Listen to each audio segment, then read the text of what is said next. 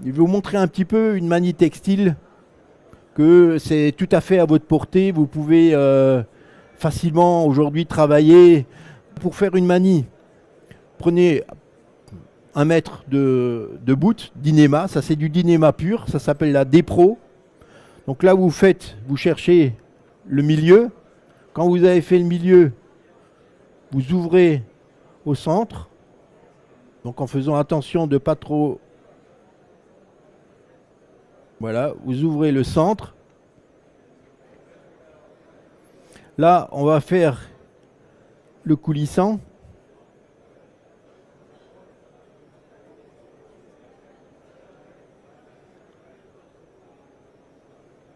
Voilà. Là, je vais préparer... Alors ça, c'est le seul nœud. Là, ce que je vais vous montrer, en fait, c'est le nœud du sifflet de Bosco. En fait, c'est un nœud qui date du Moyen-Âge. Donc, on n'a rien inventé. On a tout simplement repris ce que les anciens avaient fait. Donc, vous voyez, vous faites la boucle. Vous rentrez avec le deuxième brin à l'intérieur. Et avec ce bras, vous passez derrière l'autre et vous repassez dans la tête. Et là, vous avez ce que moi j'appelle, parce que peut-être il y en a qui l'ont remarqué, comme je suis alsacien, voilà, vous avez le bretzel. Donc il faut arriver à faire le fameux bretzel. Une fois que vous avez ce bretzel, bien sûr, il faut bien l'équilibrer, parce que là, vous voyez, il est de travers. Donc là, vous définissez exactement. Donc là, il ne faut pas que ce soit trop grand pour que la boule après ne sorte pas. Donc vous pouvez encore arranger ça. Hein. Donc là, par exemple, je vais la faire un petit peu plus petit. Voilà. Et après, je vais équilibrer ici. Donc je vais tirer comme il faut. Là, je vois que voilà, là, il faut que je tire un peu là. J'adapte. Et j'essaie déjà de former un petit peu le... Vous voyez, là, j'essaie de faire la forme.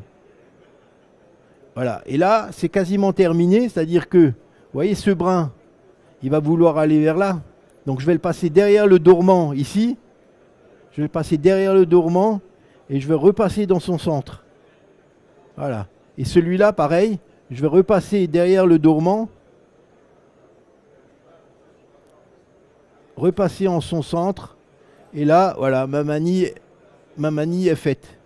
Et là, tout simplement, il s'agit de bien l'équilibrer. C'est le seul nœud qui tient la charge. C'est-à-dire que là, vous pouvez...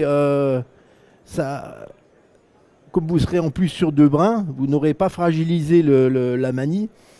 Alors un petit conseil, si vous les faites vous-même, parce que nous en usine, on les souque à l'hydraulique, ne coupez pas trop à ras.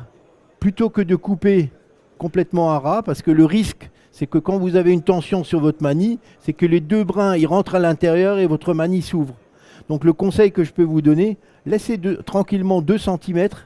Le mieux, vous prenez une petite gaine thermo ou un adhésif ou vous faites une petite surliure et vous laissez les 2 brins, ils vont déranger personne et en même temps, vous serez sûr que votre manie ne va pas s'ouvrir.